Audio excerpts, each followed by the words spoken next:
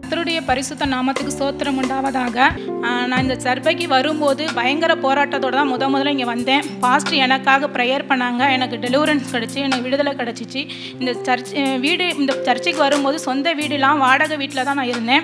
வாடகை வீட்டில் இருக்கும்போது ஒவ்வொரு டைம் என்ன சொல்லுவாங்க, ஜெபம் பண்ணும்போது வீடு கிடையாது, வீட்டை காலி பண்ணியிருக்கணும். இது மாதிரி ஒவ்வொரு டைமும் நாங்கள் வீட்டை காலி பண்ணிக்கிட்டே இருந்தோம். பாஸ்டர்கிட்ட சொல்லும்போது ஒரு வீடு பொன்மலையில் ஒரு இடம் இருந்துச்சு, அந்த இடத்த காமிச்சோம். பாஸ்டர் அங்கே வீடு கட்டுங்கன்னு சொன்னாங்க. ப்ரேயர் பண்ணி ஒவ்வொரு காரியம் நாங்கள் ஆரம்பித்தோம். ஆண்டவர் வந்து அந்த இடத்துல வீட்டையும் கட்டி கொடுத்தாரு. வீடு கட்டும்போது பக்கத்து பிளாட்டில் போர் போட்டாங்க, பாறை இருந்துச்சு, தண்ணி வராதுனாங்க. ஆனால் எங்கள் பிளாட்டில் ஜெபம் பண்ணி ஆரம்பிக்கும் போது 35 அடியிலேயே தண்ணி ஆண்டவர் வர கிருபை செஞ்சார். அப்புறம் நகையெல்லாம் நாங்கள் அடமானத்தில் வச்சுருந்தோம். பாஸ்டர் சொல்வார், இழந்து போனது எல்லாமே நாங்கள் திரும்ப பெற்றுக்கொள்வீங்கன்னு சொன்னாங்க. அந்த வார்த்தையை வச்சு ஜெபம் பண்ணும்போது ஆண்டவர் அந்த நகையை எங்களுக்கு திருப்பி கொடுத்தாரு. அப்புறம் வேலை இல்லாமல், லாக்டவுனுக்கு முன்னாடி வேலை இல்லாமல் இருந்தார் என் கணவர். அப்புறம் எல்லாரும் சொன்னாங்க, வேலை இருக்கும்போது உங்களுக்கு வேலை இல்லை, இப்போ லாக்டவுனுக்கு அப்புறம் உங்களுக்கு வேலை இல்லாமல் இருக்கும் அப்படின்னாங்க. ஆனால் நாங்கள் ப்ரேயர் பண்ணோம். அதுலேருந்து இப்போ வரைக்கும் ஒரு வேலை கூட குறைபடாமல் ஆண்டவர் எங்களை அருமையாக வழிநடத்தி வர்றாரு. ஆண்டவர் செய்த எல்லா காரியங்களுக்காகவும் கோடான கோடி நன்றி சொல்லியிருக்கிறேன். என் மகளுடைய ஃபங்க்ஷனுக்கு சபை மக்கள் எல்லாரும் வந்திருந்தாங்க. எங்கள் குடும்பத்தின் சார்பாக நன்றியை தெரிவித்துக் கொள்கிறேன். கொடுங்கள் அப்பொழுது உங்களுக்கு கொடுக்கப்படும், அமைக்கி குளிக்கும் மடியிலே சிறந்து. நம்ம சர்ச் வந்து கொடுக்குற சபை, நல்லா தெரியும். நான் ஹார்ப்பை பற்றி சொன்னேன், இந்த சுரமண்டலத்தை பற்றி சொல்லியிருந்தேன் இல்லையா? இதுதான் அந்த சுரமண்டலம். இதில் ஒரு அபிஷேகம் இருக்குதுங்க. இதை எடுத்து வாசித்தப்போ தான் சவுல்ட் இருந்த பிசாசு ஓடிச்சு, தெரியுமா உங்களுக்கு? இதை எடுத்து வாசித்தப்போ தான் யோசபாத் மேலே தேவ ஆவியானவர் இறங்கினார். அப்போ கீபோர்டெலாம் கிடையாது. அப்போ இதுதான் அது இன்னும் இருக்குது. இன்னும் யூதர்கள், ஜூவிஷ் பீப்புள், ஆர்த்தோ ஜூடிஷ் பீப்புள் 70,000 சொல்லிட்டேன். கடைசியில் அவங்கள்ட்ட கேட்கும்பொழுது இல்லை 95,000 அப்படின்ட்டாங்க. விலையெல்லாம் கூடி போயிடுச்சு, கிடைக்காது. உடனே செகண்ட் ஹேண்ட் வேணால் பார்க்கலாம், அதுவும் 80,000 75,000 வரும்னாங்க. சரி வித்ட்ரா பண்ணிடலாமா அப்படின்னு சொல்லிட்டு நினச்சிட்டு இருந்தேன். அப்போ சரி சிஸ்டர் பரவாயில்ல, நான் ஒரு 15,000 தரேன், இந்த போட்டு வாங்கிடலாம் அப்படின்னு சொன்னேன். ஆனால் திடீர்னு வந்து அவங்க சொன்னாங்க, இல்லை இது நான் தான் சொன்னேன், நான் தான் தரணும் அப்படின்னு சொல்லிட்டு 95,000 இஸ்ரேலுக்கு நம்ம அனுப்பிச்சிட்டோம். நமக்கு அந்த ஹார்ப் வர ரெடியாக இருக்குது. நீங்கள் என்ன சொல்கிறீங்களோ அது உங்கள் நடக்கும் உங்கள் வாழ்க்கையில். HARP ஹார்ப்னு சொல்வார்கள். நான் இஸ்ரேலில் போனப்போ அந்த கெட்சமனே அந்த பூங்காவில் பக்கத்தில் ஒரு லேடி, ஒரு யூரோப்பியன் லேடியாக தெரில, ஒயிட் லேடி, அவங்க வந்து அதை வச்சுட்டு வாசிச்சுட்டு இருந்தார்கள். நான் போய் பக்கத்தில் உட்காந்து அந்த பாட்டை கேட்டிருந்தேன். ரொம்ப அருமையாக இருந்துச்சு, ரொம்ப சூப்பராக இருந்துச்சு. இதெல்லாம் நம்ம வாங்க முடியுமா அப்படின்னு நினச்சிட்டு இருந்தேன். எனக்கு அறிமுகமான சொன்னார்கள், இது மாதிரி இருக்குது, ஒரு 70,000 தான், நம்ம வாங்கி போடுங்க பாஸ்டர் உங்கள் சர்ச்சில் அப்படின்னாங்க. அப்போ எனக்கு பணம் இல்லைன்ட்டு எதுவுமே இல்லை.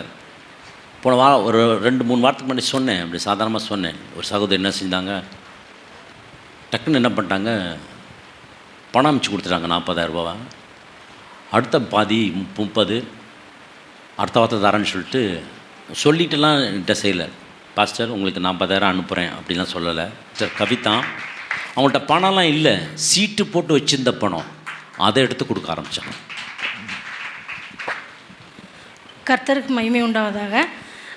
பாஸ்டர் அந்த ஹார்ப்பை பற்றி சொல்கிறப்ப எனக்கு ஆவியானவர் அதை மனசில் உணர்த்தினதுனால நான் சரின்னு பிளான் பண்ணேன். ஒரு சீட்டு போட்டு வச்சுருந்தேன். சரி நான் ஒரு 40 வரும். அப்புறம் நான் ஆவியானவர்கிட்ட கேட்டேன், 40 தானே வருது, மித்த 30 அப்படிங்கப்ப யதார்த்தமாக நான் ஒரு லாஸ்ட் மந்த்து ஒரு 4 கிராம் கோல்டு காயின் வாங்கி வச்சுருந்தேன். ஆவியானவர் எனக்கு அதை உணர்த்தினார். நான் முதல்ல சேவ் பண்ணி வாங்கி வச்ச 4 கிராம்ஸ் கோல்டு. அப்போ எனக்கு ஆவியானவர் மனசில் எதை உணர்த்தினார்னா, தாவீது வந்து தேவனோட ஆலயத்துக்காக எவ்வளவோ இதெல்லாம் சேர்த்து வச்சுட்டு போனார், பொண்ணு வெள்ளி எல்லாமே. எனக்கு ஆவியானவர் அதை மனசில் பேசினார். சரி முதல்ல நம்ம சேவ் பண்ணி வாங்கி வச்ச அந்த 4 கிராம் அது ஆண்டோட ஆலயத்தில், வீட்டில் அதுக்கு 4 கிராமாக இருக்கிறத விட ஆலயத்தில் அது ஒரு ஹார்ப்பாக இருக்கிறது இன்னும் தேவனுக்கு மகிமையாக இருக்கும் அப்படின்னு. ஏன்னா சம்பாத்தியம் செய்கிறதுக்கு பலனை கொடுக்குறதும் அவர் தான். எல்லாமே வானமும் பூமியும் அவரோடது, வெள்ளியும் பொண்ணும் அவரோடது. எதுவுமே நம்மளோடது கிடையாது, எதையும் நம்ம எடுத்துகிட்டு வந்ததில்லை. பலனை கொடுத்து நமக்கு வந்து சம்பாதிக்க வைக்கிறாரு எல்லாமே எல்லாம். ஏன்னா அந்த இன்ஸ்ட்ருமெண்ட் எனக்கு, ஏன்னா பாஸ்டர் சொல்கிறப்ப வரைக்கும் எனக்கு ஆவியானவர் உணர்த்தலைன்னா இதை செய்ய முடியாது. இது நான் செஞ்சேன், என்னோடய சுயத்தில் செஞ்சேன் அப்படிலாம் கிடையாது. டெஃபினெட்லி ஆவியானோட இதுதான். அப்புறம் ஒரு 25 எக்ஸ்ட்ரா தேவைப்படுதுன்னு பாஸ்டர் சொல்கிறப்ப, பாஸ்டர் இல்லை நான் 15 போடுறேன் அப்படின்னு போன வாரம் சபையில் சொன்னாங்க. இது எனக்கு அதுக்கப்புறம் என்னால் போட முடியாத அளவுக்கு டைட் ஆயிடுச்சு. 70 தான் என்னோடய திராணி. அப்புறம் 15 நான் போடுறேன்னப்ப நெக்ஸ்ட் மந்த் வேணால் நான் 10,000 தரேன் பாஸ்டர், நீங்கள் 15 போடுறதுன்னா போட்டு வாங்கிடலாம் அப்படிங்கிற மாதிரி டிசைட் ஆகிடுச்சு.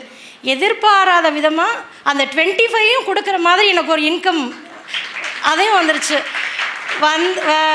வந்ததுக்கப்புறம் சரி எதுக்கு பாஸ்டரை கொடுக்க வைக்கணும், இந்த ஏவுதலை ஆண்டவர் எனக்கு தானே கொடுத்தாரு, அப்போ அந்த ஃபுல்லாக பூரணமாக நானே செஞ்சு முடிக்கணும்னு எனக்குள்ள ஒரு பாரம். அதனால் பாஸ்டர் சொன்னேன் நீங்கள் 15 போட வேண்டாம், 25யும் நான் அனுப்பிடுறேன்னு சொல்லிட்டு அப்புறம் நான் 2 days பேக் நான் 25யும் நான் அனுப்பிட்டேன். அதுக்கப்புறம் நான் இதுக்கு முன்னாடி எனக்கு நான் ஜாப் பண்ணாதனால எனக்கு பேங்க் லோன் போட்டு இடம்லாம் வாங்க முடியாது, ஏன்னா எனக்கு லோன் கிடைக்காது. நான் ஏதாவது ஒரு பிளாட் இஎம்ஐயில் வாங்கணும் அப்படின்னு ரொம்ப நாளாக நான் சர்ச் பண்ணிகிட்டே இருந்தேன். அப்படி இப்போ யாருமே ப்ராப்பர்ட்டி டெவலப்பர்ஸ் லோனில் இப்போ கொடுக்குறதில்ல. முதல்லாம் கொடுத்துட்டு இருந்தாங்க, இப்போ மோஸ்ட்லி கொடுக்குறதில்ல, பேங்க் லோன்ஸ் தான் போகிறாங்க. ஆனால் எனக்கு பேங்க் லோன் போட முடியாது. ஒரு சின்ன அமௌண்ட் இனிஷியலாக போட்டு என்னால் வாங்க முடியும், பட் லோனு யதார்த்தமாக எனக்கு தெரிஞ்சவங்க ஒருத்தங்க இந்த ப்ராப்பர்ட்டி இதில் ஒர்க் பண்ணிகிட்ருக்காங்க, என்னோடய ஃப்ரெண்டு. அவங்க சொன்னாங்க, இல்லை எங்கள் கம்பெனியே இப்போ 1200 ஸ்கொயர் ஃபீட் ஒரு 8,40,000 நீங்கள் 4 கட்டினா போதும், 4,40,000 நீங்கள் டவுன் பேமெண்ட் எங்கள் கம்பெனிக்கே நீங்கள் இஎம்ஐ கட்டலாம், பேங்க் லோன் இல்லைன்னு சொல்லி யதார்த்தமாக எனக்கு ஹார்ப்புக்கு நான் அமௌண்ட் அனுப்பணுன்னு மறுநாள் 2 நாளில் எனக்கு இந்த ஒரு அமௌண்ட் கிடச்சிது.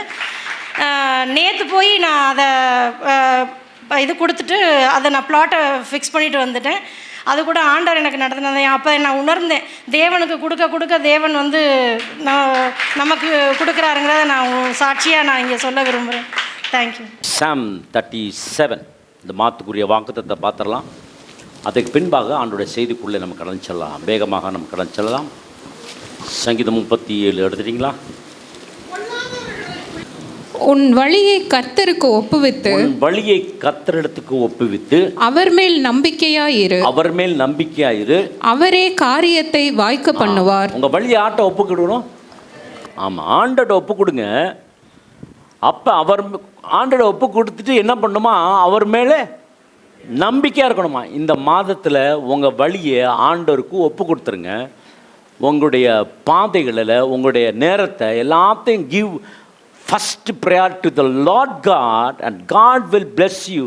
அவர் மேல் நீங்கள் நம்பிக்கையாக இருங்க. ஆண்டவரை நீங்கள் நம்பும் பொழுது ஆண்டவர் என்ன செய்வாராம், அவரே காரியத்தை என்ன பண்ணுவாராம், வாய்க்க பண்ணுவார். இந்த மாதத்தில் ஆண்டவர் உங்கள் குடும்பத்தில் இருக்கிற காரியத்தில் ஆண்டவர் வாய்க்க பண்ண போகிறார். நீங்கள் கண்டிஷன் அப்ளை என்னென்னா, வழியை கர்த்தருக்கு என்ன பண்ணுமா, உங்கள் சித்தத்தின்படி அல்ல, be obedient to the word of God. ஆண்டோட வார்த்தைக்கு கீழ்ப்படிங்க, கர்த்தர் உங்களுக்கு ஆசீர்வாதத்தை கொடுப்பார். வார்த்தையில் தருத்து நில்லுங்க, கர்த்தர் உங்களுக்கு ஆசீர்வாதத்தை கொடுப்பார். அவர் மேல் இன்னைக்கு எப்படி இருக்கணுமா, செய்வாரா செய்ய மாட்டாரா, அல்ல செஞ்சுருக்கோம் ஜெபிச்சிருக்கோம் பார்ப்போம் நடக்குதா இல்லையான்னு பார்ப்போம், இப்படி சொல்லிக்காரு பார்ப்போம் அப்படின்னா நடக்கவே நடக்காது, நடக்கும். ஆமென். அவரால் கூடாத காரியம் ஒன்றும் இல்லை. ஆகவே அவரே காரியத்தை சொல்லுங்க, அவரே என் காரியத்தை என்ன பண்ணுவார். அது எப்படி இருக்குது தெரியுமா, 6ஆம் வசனம் படிங்க. உன் நீதி வெளிச்சத்தை போலவும் உன் நியாயத்தை பட்ட பகலை போலவும் விளங்க பண்ணுவேன். இப்படித்தான் கர்த்தர் உங்க குடும்பத்தை ஆஸ்வதிக்க போகிறார். வெளிச்சமாக இருக்க போறீங்க. இருளே உங்க குடும்பத்தில் வராது, வியாதி வராது, தரித்திரம் வராது, கடன் வராது, எல்லாம் இல்லைன்ற சொல்ற வார்த்தை ஆண்டவர் எடுத்து போடுவார். அவரே காரியத்தை வாய்க்க பண்ணுவார். ஆமென். அல்லேலூயா. ஆகவே இந்த வார்த்தை வைத்து ஜெபிக்க ஆரம்பிங்க. கர்த்தர் உங்களோடு கூட என்னோடு கூட இருப்பார். கர்த்தர் பெரிய காரியங்களை செய்வார். இன்றைக்கி நிறைய உலகத்தில் நிறைய பலன்களை பார்க்குறோம். உலகத்தில் நிறைய பலன்லாம் இருக்குது. ஒரு நிறைய 5 பலன் பற்றி நான் சொல்ல போகிறேன். முக்கியமான தேவ செய்தினா, இந்த உலகத்தில் அநேக மக்கள் சில பேர் சாதிக்கிறாங்க. எப்படி சாதிக்கிறாங்க, சகோதரிகள் சாதிக்கிறாங்க. சில பேர் பார்த்திங்கன்னா நிறைய மார்க் வாங்குறாங்க. 500க்கு 500 வாங்குறாங்க, 500க்கு 497 96 இப்படி வாங்குறாங்க, சாதிக்கிறாங்க. இப்படிலாம் நிறைய இருக்குது. ஆனால் இன்றைக்கி நமக்கு மனுஷனுக்கு அதுக்கெல்லாம் எப்படி தான் ஞானம் அவங்களுக்குள்ள பலனாக இருக்குது, அவங்களுக்குள்ள மெமரி பவர் பலனாக இருக்குது. இன்றைக்கி நிறைய பலன்களை குறித்து நம்ம பார்க்க போகிறோம். இன்றைக்கி மனசு தைரியமாக இருக்கும். அது எப்படின்னா அது ஒரு பலன். மனசு தைரியம், ஸ்ட்ராங், மென்டல்லே ஸ்ட்ராங். என்ன பண்ண மாட்டான், நீ கேன்சர் இருந்து செத்து போகிறா 2 நாள் செத்து போகிறடா அப்படின்னு சொன்னால் கூட என்ன பண்ண மாட்டான், கலங்கவே மாட்டான். பிரச்சனை வரும்னா மைண்டில் ஐயோ நாளைக்கு கடன் கட்டணுமே, நாளைக்கு அதை பண்ணணுமே, அதை செய்யணுமே, இதை கொடுக்கணுமே, இஎம்ஐ கட்டணுமே, அந்த பயமே உங்களுக்கு இருக்காது. அப்படிப்பட்ட மன தைரியம் உள்ள ஒரு பலன், மனசில் தைரியம். 2வது சரீரத்தில் பலன். எனக்கெல்லாம் பார்த்திங்கன்னா நிறைய ஒரு 3 மாதம் 4 மாதம் இருக்கும், அப்புறம் ஓடி போயிடும், எங்கன்னே தெரியாது. எனக்கெல்லாம் இந்த கால் வலியில் நான் பார்க்காத டாக்டர் கிடையாது. இந்த கால் வலியில் அப்படியே டாக்டராக மாற்றி பார்க்க ஆரம்பித்தேன். ஆனால் அந்த வலி எங்கே போச்சுன்னே தெரில. திடீர்னு அந்த சகோதரி சொன்ன மாதிரி தான் மாத்திரைலாம் தூக்கி போட்டேன் எல்லாத்தையும். எனக்கு கொண்டாந்து ஆயிலெலாம் கொடுத்தாங்க. அந்த ஆயிலெலாம் தரவுனா சரியான, அதெல்லாம் ஒன்றும் இல்லைங்க, கர்த்தருடைய வார்த்தை தான் என்னை சுகப்படுத்திச்சு. ஆமேன். எங்கள் வீட்டுக்கு யாருக்காவது ஆயில் வேணும்னா சொல்லுங்கள், தரேன். எல்லோரும் ஆயில் கொண்டு வந்து கொடுத்தாங்க எனக்கு. தேய்ங்க பாஸ்டர், தேய்ங்க. அப்போலாம் அந்த ஆயிலெலாம் அந்த ஆயில் நல்ல ஆயில் தான், தப்பு சொல்ல. அதோட ஆண்டோட பிரச்சனை ரொம்ப முக்கியம். ஆமேன். அதுக்கப்புறம் சில பேர்த்துல பணபலன் இருக்கும். முதல் நான் சொல்கிறேன், நம்ம வந்து மனபலன், மனதில் பலனு. 2வது சரீரத்தில் பலனு. 3வது பணபலனு. 4வது படைபலன் இருக்கும். 5வது மக்கள் பலன். திருப்பி சொல்லிடலாமா? முதல் என்ன பலன்? மனபலன். அதுக்கப்புறம் சரீர பலன். அதுக்கப்புறம் பணபலன். அதுக்கப்புறம் படைபலன். அதுக்கப்புறம் மக்கள் பலம். நமக்கு தேவ பலன். ஆமென். 1 கொரிந்தியர் 1:18 சொல்லுகிறது. ஆமா, சிலுவை பற்றிய உபதேசம் கெட்டு போகிறவர்களுக்கு பைத்தியமாய் இருக்கிறது. ரட்சிக்கப்படுகிற நமக்கோ அது தேவ பலனாய் இருக்கிறது. என்னமா இருக்காங்க? இந்த தேவ பலன் தான் உங்களுக்கு எனக்கு வேணுங்க. இந்த தேவபலம் இருந்துச்சுன்னா எல்லாத்தையும் நீங்கள் சாதிக்க முடியும். எல்லா நேரத்திலும் நம்ம மேற்கொள்ள வேண்டும் என்று சொன்னால், பிரியமான தெய்வ ஜனமே, ஆண்டவர் சொல்கிறார் தேவபலன். பவுல் சொல்கிறார் தேவபலன் எனக்கு இருக்குது. இன்றைக்கி நிறைய பேர்த்தில் தேவபலன் இல்லாதனால தான் பிரச்சனையும் சூழ்நிலையை பார்த்து கொண்டு பயந்து கொண்டு இருக்கிறோம். மனதில் தைரியம் இல்லை. இப்போ எனக்கு தெரியும் ஹார்ட்லாம் என்ன ப்ராப்ளம் எனக்கு தெரியும். ஐசியூவில் போனது எனக்கு தெரியும். 1 ஐசியூ 2 ஐசியூ இல்லை, எத்தனையோ ஐசியூவில் இருக்கும்படி வந்திருக்கேன். ஆனாலும் கர்த்தர் கொண்டு வந்து ஜீவனை கொடுத்து ஆர்த்திக்கிறார். போன வாரம் கூட போயிருந்தேன், ஹார்ட் செக்கப் பண்ண போயிருந்தேன். எக்கோ டெஸ்ட் கொடுத்தாங்க, இசிஜி எடுத்தாங்க. டாக்டர் கார்டியாலஜிஸ்ட்டை பார்த்தேன். அவங்க சொன்னாங்க உங்கள் ஹார்ட் ரொம்ப நல்லா இருக்குது, சூப்பர். ஆமேன். ஹல்லேலூயா. பாருங்களேன், ஆண்டோட வார்த்தை தான். இது எப்போ நடந்துச்சுங்க? இது ஒரு 20 வருஷமாக இந்த பிரச்சனை வாய்க்காத்தார மாதிரி நடந்து தான் இருக்குது. இந்த ஆற்றுல போய் போய் ஹாஸ்பிட்டலில் படுக்கிறது, அதுக்கப்புறம் நல்லாக்கி விடுவாங்க, திருப்பியும் ஹார்ட்டில் திருப்பி பிளாக் ஆகும், திருப்பி போய் படுக்கிறது, இப்படியே இருக்குது பாருங்கள். அதனால் பிரியமான தேவச்சனமே, கர்த்தர் இவங்க ஒரு கலக்கம், ஒரு பிரச்சனை, ஒரு போராட்டம், ஒரு உங்கள் விசுவாசம் அடைக்கப்படுதுன்னா பயப்படாதீங்க. கர்த்தர் உங்களோடு கூட இருக்கிறார். ஆமேன். எல்லாவற்றிலும் நீங்கள் ஜெபிக்கணும். சத்ருவை மேற்கொள்வதற்கு இந்த மாதத்தில் கர்த்தர் உங்களை என்னையும் கர்த்தர் ஆசீர்வதிக்க தேவனாக இருக்கிறார். அவரே காரியத்தை வாய்க்க பண்ணுவார். ஏசாயா 40:29-30 எடுத்து வாசிக்கலாம். Isaiah chapter 40.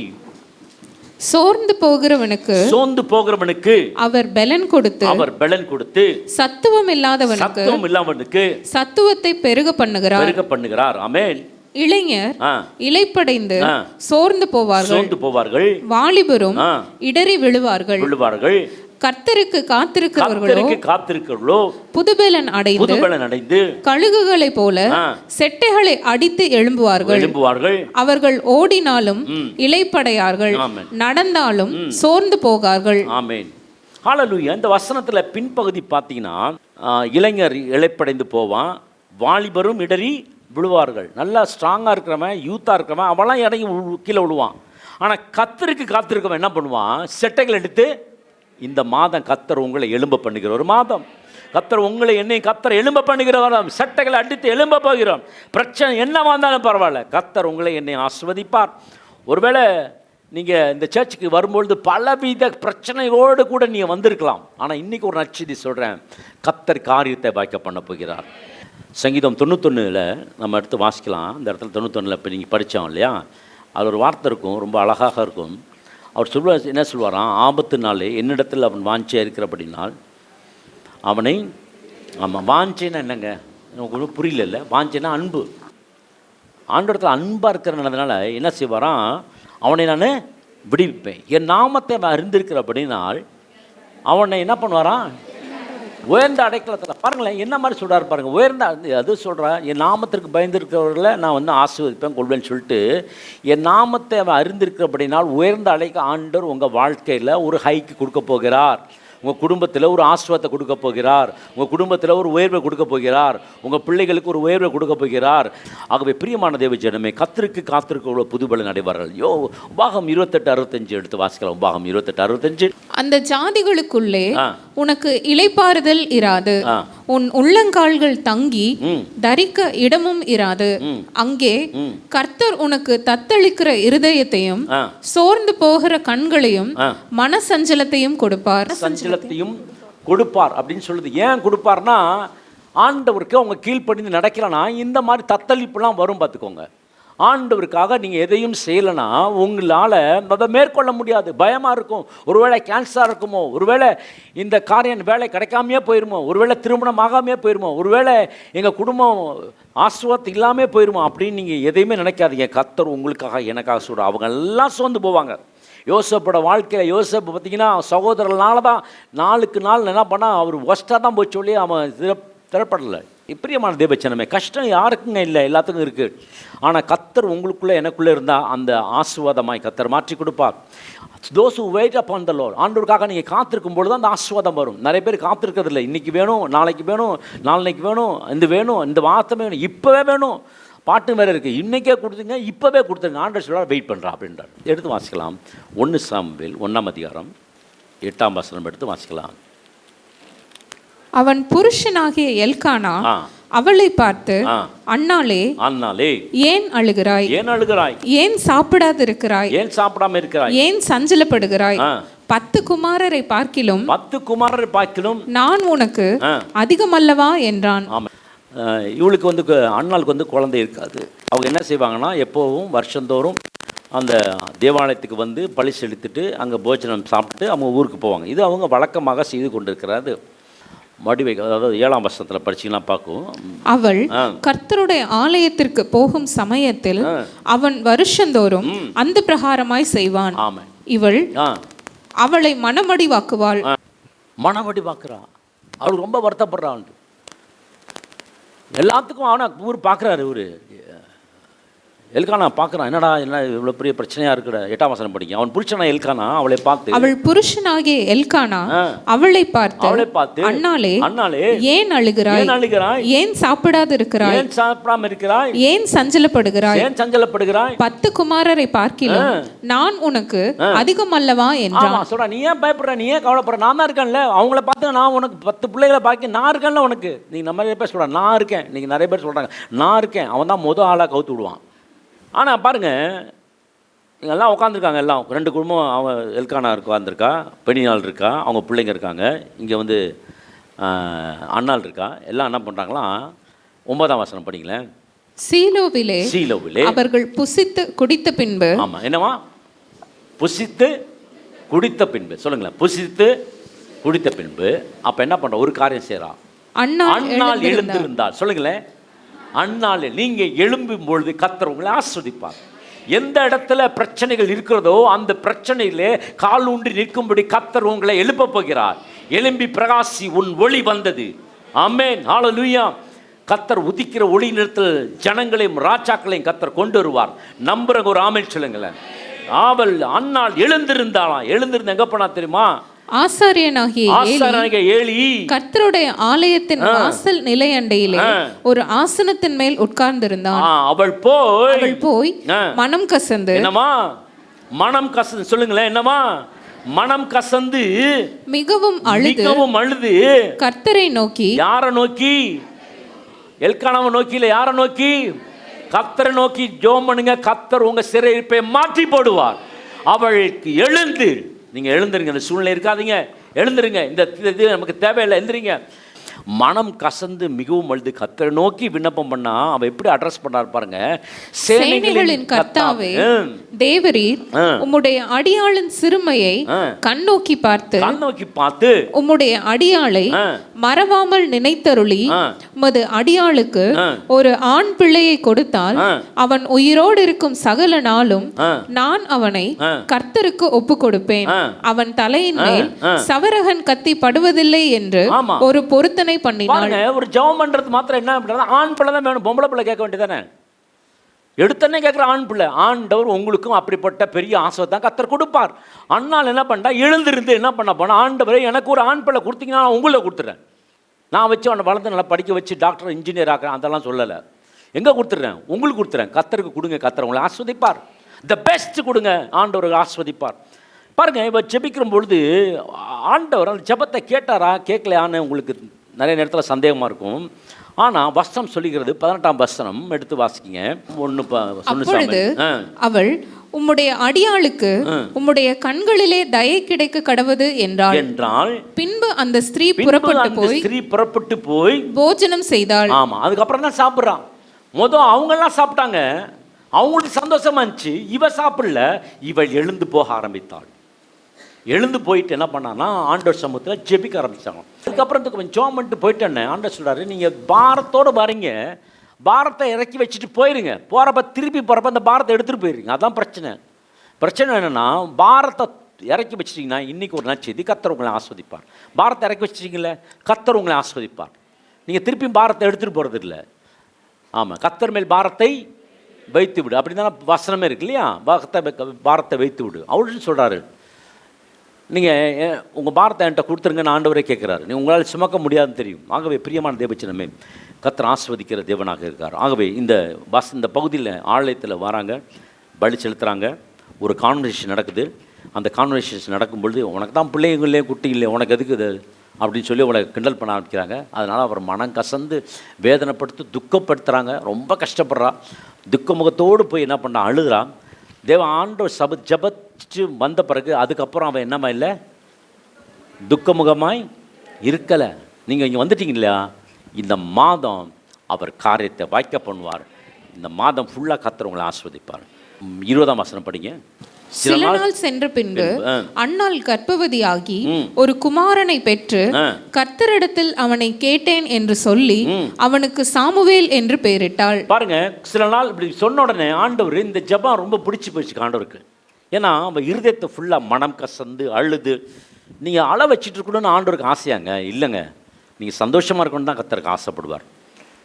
அன்னாள் கர்ப்பவதி ஆகி ஒரு குமாரனை பெற்றார். குமாரனை பெற்றுட்டு என்ன சொன்னால், நான் கர்த்தர் இடத்துல கொடுக்குறேன்னு நான் இது பண்ணிட்டேன், உடன்படிக்கை பண்ணிட்டேன், அந்த உடன்படிக்கை நான் நிறைவேற்ற வரேன் அப்படின்னு சொல்லி இன்றைக்கி அன்னாள் ஒரு டெட்டர்மினேஷன் என்னன்னா, ஒரு எழுந்திருந்தா. இன்றைக்கி ஒரு கை பார்த்துறதுடா, இன்றைக்கி ஆலயத்துக்கு வரப்போ இன்றைக்கி நான் போகிறப்ப ஆண்டவர் என்கிட்ட நிச்சயமாக பேசுவான்னு சொல்லி எத்தனை பேர் வந்திருக்கீங்க? ஆமென். கர்த்தர் பேசுவார். ஏன்னா இந்த மாதம் கர்த்தர் உங்களுடைய காரியத்தை வாய்க்க பண்ண போகிறார். நம்பர் ஒரு ஆமென் சொல்லுங்களேன்.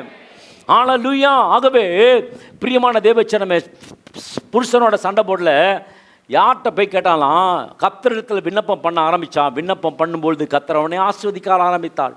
இது ஒரு ப்ராசஸிங் டைம் பாருங்கள். இது ஒரு நேரம் உடனே வந்துடாது, பார்த்துக்கோங்க. ஒரு ப்ராசஸ் டைம். ஆபிரகாமுக்கு சொன்னார் 75 வயசில் உனக்கு நான் குழந்தையை தருவேன். தந்தாரா? எப்போ தந்தார்? 100 வயசில் தான் கொடுத்தாரு. அது வரைக்கும் ஒரு ப்ராசஸ் டைம் இருக்குது. இன்றைக்கி உங்களுக்கும் எனக்கும் ஒரு ப்ராசஸிங் டைம் இருக்குது. உங்களுக்கு விசுவாசத்தில் ப்ராசஸ் டைம், உங்கள் ஜெபத்துக்கு ப்ராசஸ் டைம். உங்கள் மேலே ஆண்டவராக தேவன் வர்ஷிக்க பண்ணுவேன் என்று சொல்லப்பட்ட வார்த்தையில் ஆண்டவர் நிறைவேற்றுவது ஆண்டவர் மிக மிக மிகவும் அகமலோடு இருக்கார். நீங்கள் கேட்கணும், கேட்கும் பொழுது கர்த்தர் தருவார். வசனம் சொல்லுகிறது, அவன் விழுந்தாலும் தள்ளுண்டு போவதில்லை, கர்த்தர் தமது கையினால் அவனை தாங்குகிறார். இந்த வார்த்தையெல்லாம் மனப்படம் வச்சுக்கணும். அவன் விழுந்தாலும் நான் என்ன செய்யறதில்லை, தள்ளுண்டு போவதில்லை. சொல்லுங்க, நான் விழுந்தாலும் நான் தள்ளுண்டு போக மாட்டேன். அவரே காரியத்தை வாய்க்க பண்ணுவார். கர்த்தர் தமது கையினாலே என்னை தாங்குவார். ஆகவே பிரியமான தேவச்சனமே, கர்த்தருக்கு காத்திருப்பது என்று சொல்வது சாதாரணமான காரியம் அல்ல. தேவ சமூகத்தோட வார்த்தையில் நீங்கள் காத்திருக்கும் பொழுது அந்த வார்த்தையில் காலுண்டு நிற்கும் இளைஞர் இடைப்படைந்து போவாங்க, வாலிபரும் இடை விழுவாங்க. ஆனால் கர்த்தருக்கு காத்திருக்கிறவர்களோ புது பலன் அடைந்து கழுகுகளைப் போல செட்டைகள் அடித்து ஆண்டவர் எழும்பும்படி செய்வாராம். நீங்கள் கத்தருக்கு காத்திருக்கிறவா இருந்தால் கத்தர் உங்களுக்கு இந்த ஆசீர்வாதத்தை கத்தர் கொடுப்பார். யோசேப்பு காத்திருந்தான். அவன் செய்யாத குற்றத்துக்கு என்ன பண்ணிட்டான்? ஜெயிலுக்கு போயிட்டான். ஜெயிலில் போனோன்னு பார்த்தீங்கன்னா அங்கே 2 பேர் இருக்காங்க. அந்த 2 பேர்த்துக்கு சொப்பனம் வருது. அந்த சொப்பனத்துக்கு உரிய அர்த்தத்தையும் சொல்கிறான். அந்த சொப்பனத்தை அர்த்தத்தையும் சொல்லிவிட்டு அவன் சொல்கிறான், நீ நல்லா இருக்கும்பொழுது என்னை நினச்சிக்கோடா அப்படின்னு சொல்லி அனுப்பிச்சுடுறான் யோசேப்பு. 2 வருஷமாகி அவன் நினைக்கவே இல்லை. இன்றைக்கி நிறைய பேர் மனுஷனை நம்புறீங்க, அவங்க உங்களை நினைக்க மாட்டாங்க. ஆனால் என் கர்த்தர் உங்களை நினைக்கிற தேவனாக இருக்கிறார். ஆமென். ஆனால் யோசேப்பு பார்த்தீங்கன்னா ஆண்டவரை அப்படியே எதுவுமே முறுமுறுத்ததாக எந்த இடத்துலையுமே விராது பாருங்கள். அவன் கர்த்தருக்குன்னே காத்துக்கிட்டே இருப்பான். ஆண்டவருடைய தேவன் அவனை ஆசீர்வதிக்க ஆரம்பித்தார். அந்த நாட்கள் வரும்பொழுது கர்த்தர் ஆசீர்வதிக்க வரார். தீர்க்கதரிசி புத்திரில் அவர் கடனில் விட்டுட்டு போயிட்டார் அவங்க ஹஸ்பண்டு. கடைசியில் வாழ்க்கையில் எதுவுமே ஃப்யூச்சர் இல்லை. ஹஸ்பண்டும் ஏற்று போயிட்டான். பிள்ளைங்களை வந்து பிடிக்க வந்துட்டானுங்க, அடிமைகளாக வந்துட்டாங்க, எதுவுமே இல்லை. அவ்வளோதான், அந்த கதை முடிஞ்சு போச்சு நம்ம நினச்சோம். ஆனால் எலிசா வந்துட்டான். எலிசாட்ட சொல்கிறான், உன்கிட்ட 2 கேள்வி கேட்குறாரு. உன்கிட்ட என்ன இருக்குது, உனக்கு என்ன இருக்குது, உனக்கு என்ன வேணும், உனக்கு என்ன இருக்குது, 2 கேள்வி கேட்பார். உனக்கு என்ன வேணும், உனக்கு என்ன இருக்குது. அவன் சொல்லுவான், ஒரு குடத்து எண்ணெய் மாத்திரம் இருக்குன்னுபார். சரி என்ன பண்ண, வெறும் பாத்திரத்தை வாங்கிட்டு வான்பார். வெறும் பாத்திரத்தெல்லாம் காலி பாத்திரத்தெல்லாம் வாங்கிட்டு வாங்க. காலி பாத்திரத்தை வாங்குறாரு. கதவை பூட்டுறாரு. கதவை ஏன் பூட்டுறாரு? சில காரியத்தை கதவை நீங்கள் பூட்டணும். சில பேர் சொல்லுவாங்க, அதெல்லாம் காது கேட்டுருக்காங்க, உங்களை அவிசுவாசம் பேசுவாங்க, அவங்ககிட்ட உட்காந்து பேசாதீங்க, உங்கள்கிட்ட இருக்கிற விசுவாசத்தையும் காலி பண்ணிட்டு போயிடுவாங்க, அதையும் உடச்சிட்டு போயிடுவானுங்க. அதனால் என்ன பண்ணுங்கள், விசுவாசமாக பேசுகிற இடத்துல போய் நில்லுங்க, ஆண்டோட வார்த்தையை பேசுகிறதுல நில்லுங்க, கர்த்தர் உங்களை உயர்த்துவார். ஆமென். நீங்கள் கீழாகாமல் மேலாவீங்க, வாழாகாமல் தலையாவீங்க. ஆண்டவர் சொல்கிறாரு, எலிசா சொல்கிறாரு. 2 அங்கே 1 ராஜாக்கள் 17 படிக்கும்போது எலியா வந்து ஒரு விதவையும் ஒரு மகன் இருந்தாங்க. இந்த இடத்துல ஒரு விதவையும் அப்புறம் 2 குமாரன் இருந்தாங்க. இவங்கள்ட்ட என்ன இருந்துச்சுன்னா இந்த எண்ணெய் இருந்துச்சு. இந்த எண்ணெய் என்ன பண்ண, கதவை மூடிட்டு வார்க்க ஆரம்பித்தாங்க. என்ன ஆரம்பித்தாங்க? வார்க்க ஆரம்பித்தாங்க. உங்கள்கிட்ட இருக்கிற அபிஷேகத்தை, உங்கள்கிட்ட இருக்கிற நற்செய்தியை மற்றவர்களுக்கு கொடுங்க, கர்த்தர் உங்களை எடுத்து பயன்படுத்துவார். ஆமென். இது ஊற்றும் பொழுது தான், அதை மற்றவங்களுக்கு வார்க்கும் பொழுது தான், மற்றவர்களுக்கு நீ கொடுக்கும் பொழுது கர்த்தர் உங்களை கொண்டு அற்புதம் செய்யும்படி ஆண்டோட இந்த கரம் ஆஸ்வதிக்கப்பட்ட கரமாக மாற்றுங்க. கேளுங்க, இந்த கைவிட்டு செய்கிற ஒவ்வொரு காரியத்தின் தேவனாய் கர்த்தர் என்ன செய்வார்? ஆசீர்வதிப்பார். நீ கையிட்டு செய்கிற எல்லா வேலையும் கர்த்தர் ஆசீர்வதிப்பார். ஆகவே இந்த கை எப்போ தான் இப்படி தான் இருக்கும்? லாபகரமாக தான் இருக்கும். நம்புறீங்களா? உங்களை என் கை வச்சாலே விளங்காதுங்க அப்படின்னு சொன்னீங்கன்னா நடக்கவே நடக்காது. இருக்கீங்களா? நான் விதைச்சேன்னா நல்ல அறுவடை வரும். நான் சின்ன பிள்ளைல இருக்கப்பெல்லாம் விதையெல்லாம் வீட்டில் வெயிலில் போடுறப்பெல்லாம் நெல் அப்படி தூவி விடுவேன். வயல் வேலை செய்துடும், நான் வயலில் நடக்கும். நான் எது செஞ்சாலும், எந்த விதை விதைச்சாலும் அப்படியே அது வளர்ந்துக்கிட்டே இருக்கும். எங்கள் வீட்டில் பார்த்திங்கன்னா இந்த கொரோனா டைமில் மாம்பழமாக நிறைய விற்றாங்க இல்லையா? சாப்பிட்றதானே வேலை. கொரோனா பண்டிகை ஜாலியாக இருந்துச்சுல்ல. பிள்ளைங்கள்லாம் பாஸ் ஆகிட்டாங்க, படிக்கவே வேணாயா சா. அந்த மாதிரி நேரத்தில் நம்ம இல்லையே, மாஞ்சின்னு படித்து ஃபெயில் ஆகிட்டு உட்காந்துட்டு இருந்தோம், பார்டரில் பாஸ் ஆகிறது. ஆனால் கொரோனா பண்டிகை வந்தப்போ எல்லாம் பார்த்திங்கன்னா பாஸு, எல்லாம் ஆல் பாஸு. ஆமாம், வீட்டில் என்ன வேலை? சாப்பிட்றது தான் வேலை. ஆமாம், எங்கள் வீட்டில் நான் ஒரு ஆல்டர்னேட்டிவ் பிரியாணி தான். ஆமாம், பிரியாணிக்கு என்னென்ன இது போடணும், மட்டன் பிரியாணி போட்டு, சிக்கன் பிரியாணி போட்டு எல்லாம் செஞ்சு சாப்பிட்றது தான் வேலை. அப்போ அந்த மாம்பழத்தை கொட்டையை வச்சு ஒரு கொட்டையை வச்சு வீட்டில் வச்சேன். மாமரம் வீட்டில் வேணும்னு ஆசைப்பட்டேன். ஆனால் ஏற்ற வீட்டில் ஒரு தாத்தா இருக்கார், மரம் அப்படியே காய்ச்சி தொங்குது, மூட்டையாக தூக்கிட்டு போவார். மனுஷங்க ஒரு காய் கொடுக்க மாட்டாருங்க. சரி, நமக்கு தான். ஆனால் விஷ் பண்ணுவார், ஹலோ அப்படிமாரு, குட் மார்னிங், குட் ஈவினிங் பாரு. நானும் பார்த்தேன், எல்லாம் சொல்கிறேன், இவ்வளோ ஒரு நாள் மாங்காய் கூட்டு போனேன், எல்லாத்தையும் கட்டி கூட்டு போய் கடையில் போய் போட்டு வந்துடுவான். சரி, நமக்கு மாங்காய் மரம் வைக்கணும் அப்படின்னு சொல்லிட்டு என்ன பண்ண வைக்க ஆரம்பித்தேன். வச்ச ஆரம்பித்தேன். இப்போ இன்றைக்கி வரது வீட்டுக்கு மேலே வளர்ந்து பெருசாகிடுச்சு. ஒரு நாளும் பார்க்குறேன், இது பூ வருதா, இது காய் வருதா. இன்ன வரைக்கும் வரலைங்க. கொரோனா பீரியட் வச்சது அது வர வேலை. கடைசியில் என்ன பண்ண முடியாது, ஆண்டவர் சொன்ன மாதிரி வெட்டி போட வேண்டியது தான் இல்லை. ஆமாம், அது கனி கொடுக்கலாம். அப்புறம் எதுக்கு? உங்கள் வாழ்க்கை கனி கொடுக்குறதா கர்த்தர் மாற்ற போகிறார். நம்புகிறாமன்னு சொல்லுங்களேன். அல்லேலூயா. ஆகவே உங்கள் வாழ்க்கையில் ஆண்டவராகிய தேவன் சில நேரத்தில் கர்த்தர் ஆசீர்வாதத்தை கர்த்தர் ஆண்டவர் வைத்திருக்கிறார். அந்த நாளுக்கு வரை நீங்கள் காத்திருக்கணும். காத்திருக்கிறது தான் ஆண்டவர் ஆசீர்வாதம். வசனம் சொல்கிறது, லூக்கா 1:34. அதற்கு மரியாள் தேவதூதனை நோக்கி இது எப்படி ஆகும்? ஆமா, இது எப்படி ஆகும்? புருஷனை அறியேனே. பாருங்களேன், அவர் கேட்க எப்படி ஆகும். நீங்க நம்மளும் கேட்குறோம், எப்படி 6 மாதம் 5 மாதம் முடிஞ்சிச்சு பிரதர், இன்னும் ஒரு மாதம் வந்துச்சுன்னா, இன்னும் ஒரு 6 மாதம் முடிஞ்சுன்னா முடிஞ்சிடும். எப்படி ஆகும்? தேவனால் கூடாத காரியம் ஒன்றுமில்லை. நீங்கள் நினைக்கணும், கர்த்தர் உங்களை என்னையும் அந்த ஆண்டவர் ஆஸ்வதிப்பார். நம்புறீங்களா? அல்லேலூயா. ஆண்டவர் உங்கள் காரியத்தை, என் காரியத்தை கர்த்தருடைய கரத்தினால் ஆண்டவர் வாய்க்கும்படி கர்த்தர் வைத்திருக்கிறார். பிரியமான தேவச்சனமே, ஹல்லேலூயா. இன்னைக்கு உங்கள் வாழ்க்கையில் ஆண்டவராகிய தேவன் என்னத்தான் ஆண்டவர் ஆசைப்படுகிறார்? 1:35 எடுத்து வாங்க. லூக்கா 1:35 எடுத்து வாசிக்கலாம். தேவதூதன் அவளுக்கு பிரதியுத்தரமாக, பரிசுத்தாவி உன்மேல் வரும், பரிசுத்தாவி உன்மேல் வரும், உன்னதமானவருடைய பலன் உன்மேல் நிழலிடும், ஆதலால் உன்னிடத்தில் பிறக்கும் பரிசுத்தம் உள்ளது தேவனுடைய குமாரன் எனப்படும். ஆமா, அதெல்லாம் டீட்டெயிலாக சொல்றாங்க. எப்படி ஆகும் நீ நினைக்கிறேன்? எப்படி ஆகும்? இந்த வருஷத்தில் நடக்குமா? இந்த மாதத்தில் நடக்குமா? இந்த வருஷத்தில் நடக்குமா? இந்த நாள் நடக்குமா? நிச்சயம் நடக்கும். வசனம் சொல்லுகிறது, அவராலே காரியம் வாய்க்க பண்ணுவார். அவரே காரியத்தை வாய்க்க பண்ணுவார். இந்த மாதத்தில் ஆண்டவர் வாய்க்க பண்ணுவார். ஆமென். வசனம் என்ன சொல்லுகிறது சொன்னால் 1:37 எடுத்து வாசிக்கலாம். லூக்கா 1:37. அந்த வசனம், தேவனாலே கூடாத காரியம் ஒன்றுமில்லை. நல்லா நினைச்சுக்குவோம். அவரால் முடியாத காரியம் ஏதாவது இருந்துச்சுன்னா சொல்லுங்க, அவர் முடிச்சு காட்டுவார். இன்னொரு வசனம் இருக்கு பாருங்க, வல்லமையுடையவர் மகிமையானவை எனக்கு செய்தார். இதை மாதிரி தாங்க நீங்க சொல்லணும். வல்லமை உள்ளவர். நம்ம ஆண்டவர் சாதாரண ஆண்டவர் இல்லைங்க. ஆண்டவர் வல்லமை உள்ள தேவன். வானத்தையும் பூமியை சிருஷ்டித்த உன்னதமான தேவ குமாரனாக இயேசு கிறிஸ்துவை நீங்க விசுவாசிக்கும் பொழுது உங்க வாழ்க்கையில ஆண்டவர் செழிப்பை கற்றுக் கொடுப்பார். இளைஞர்கள் இடையில் விழுவாங்க, வாலிபர் இடையில் விழுவாங்க, எல்லாரும் போவாங்க. ஆனா கர்த்தருக்கு காத்திருக்க மாத்திரம் உயர்ந்து கொண்டே போவான். நம்புறவங்க ஆமென் சொல்லுங்களேன். அப்புறம் சொல்லுது, அவங்க ஓடினாலும் என்ன பண்ண மாட்டாங்க? இழைப்பட மாட்டீங்க. நீங்கள் ஓடினாலும் இழைப்பட மாட்டீங்க, நடந்தாலும் சோர்வடைய மாட்டீங்க. கர்த்தர் உங்களை ஆஸ்வதிக்கிறார். லூக்கா 1:80 எடுத்து வாசிங்களேன். லூக்கா 1:80. அந்த பிள்ளை வளர்ந்து ஆவியிலே பலன் கொண்டு இஸ்ரவேலுக்கு தன்னை காண்பிக்கும் நாள் வரைக்கும் வனாந்தரங்களிலே இருந்தான். ஆமா, இதை யோவானை பத்தி சொல்லப்படுது. அந்த பிள்ளை வளர்ந்து ஆவியிலே என்னமா பலன் கொண்டு. சொல்லுங்க, ஆவியிலே.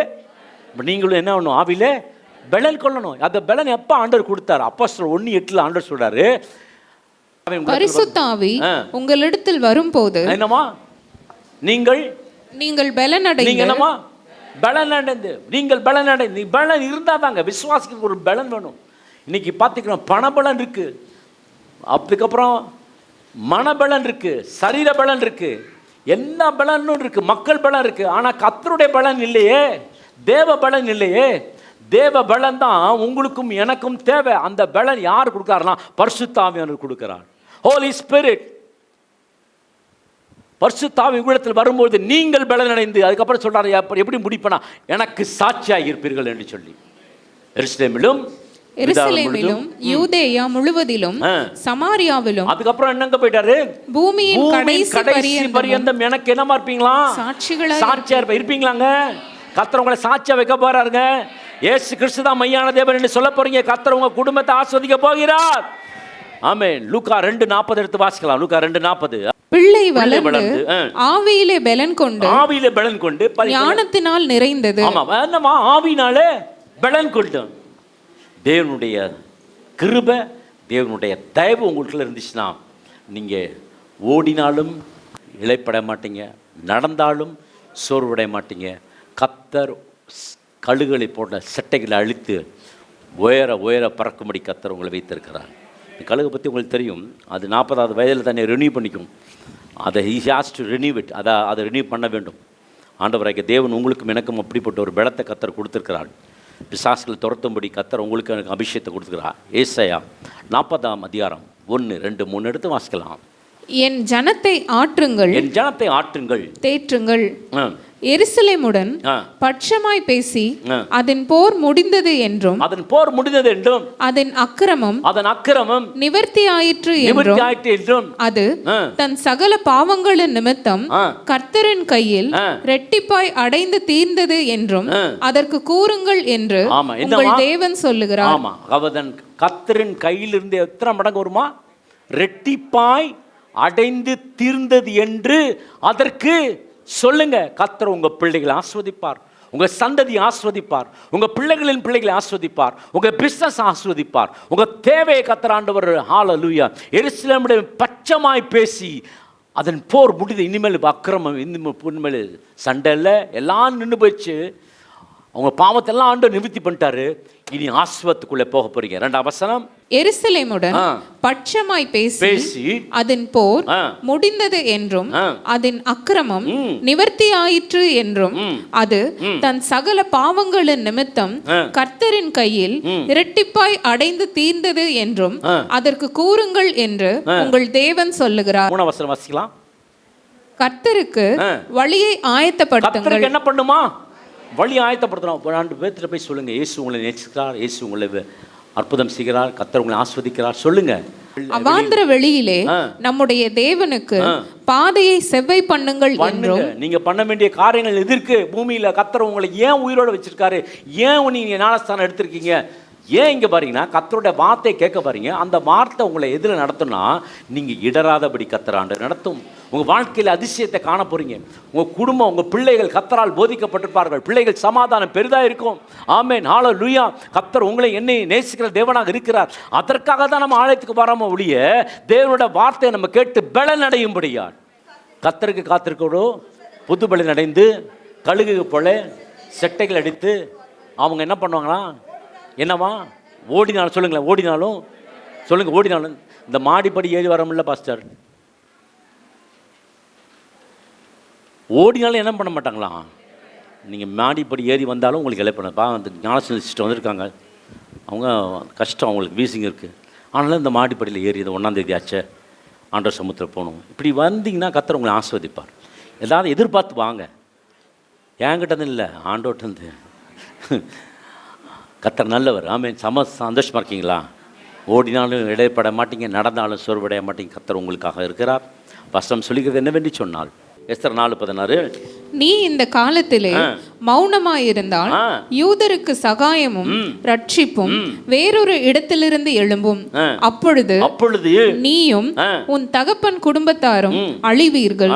நீ இப்படிப்பட்ட காலத்துக்கு உதவியாய் இருக்கும்படி உனக்கு ராஜமேன்மை கிடைத்திருக்கலாமே, யாருக்கு தெரியும் என்று சொல்ல சொன்னான். அப்பொழுது எஸ்தர் மொர்தெகாய்க்கு மறுபடியும் சொல்ல சொன்னது, நீர் போய் சூசானில் இருக்கிற யூதரை எல்லாம் கூடி வர செய்து 3 நாள் அல்லும் பகலும் புசியாமலும் குடியாமலும் இருந்து எனக்காக உபவாசம் பண்ணுங்கள். நானும் என் தாதிமாரும் உபவாசம் பண்ணுவோம். இவ்விதமாக சட்டத்தை மீறி ராஜாவினிடத்தில் பிரவேசிப்பேன். நான் செத்தாலும் சாகிறேன் என்று சொல்ல சொன்னாள். என்ன ஒரு டெட்டர்மென்ட் வேர்ட் பாருங்க. நான் செத்தான் சாகிறேன், ஆண்டவர் விட்டு என்னை பிரிக்க முடியாது. ஆமென். ஆண்டவருக்காக நீங்கள் நினைப்பீங்கன்னு சொன்னால் உங்கள் வாழ்க்கையை ஆண்டவர் ஆசீர்வாதமாக மாற்றி கொடுப்பார். நீங்கள் காத்திருக்க வேண்டுங்க. இன்றைக்கி ஜோமன்ட்டு நாளைக்கு அற்புதம், இன்றைக்கி ஞானஸ்தானம் எடுத்துட்டு நாளைக்கு தீர்க்கதர்சனம் சொல்கிறது அதெல்லாம் இல்லை. ஆண்டவர் சமூகத்தில் வெயிட் பண்ணுங்கள். வெயிட் பண்ண கர்த்தர் உங்களை ஆசீர்வாதத்தை கொடுப்பார். நம்புறீங்களா? உங்கள் பிள்ளைகள் கர்த்தரால் போதிக்கப்பட்டுப்பார். நம்புறீங்களா? அவரே காரியத்தை என்ன செஞ்சவர்?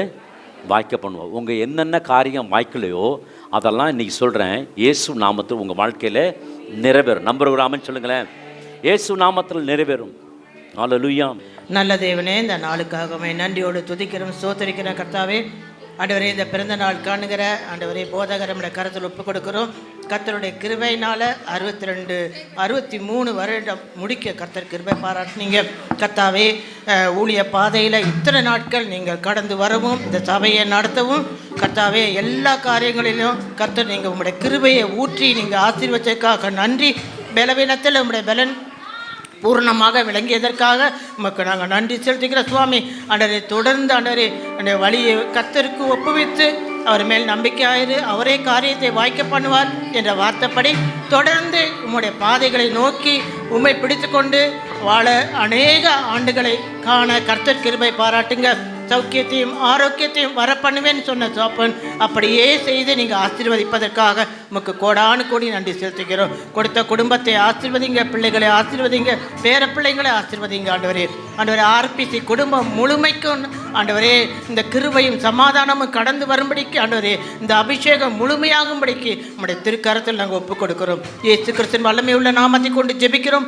ஜீவனும் அன்பும் கிருபை நிறைந்த நல்ல சுவாமி. ஆமீன், ஆமீன். தேவைக்கு 9894913619. திருதா எல்லாரும் எல்லாம் திருதெல்லாம் மாயிரம் திருதா எல்லாரும் எல்லாம் திருதா திருதெல்லாம் ஐயா திருதாம் திருதா இல்ல திருதம்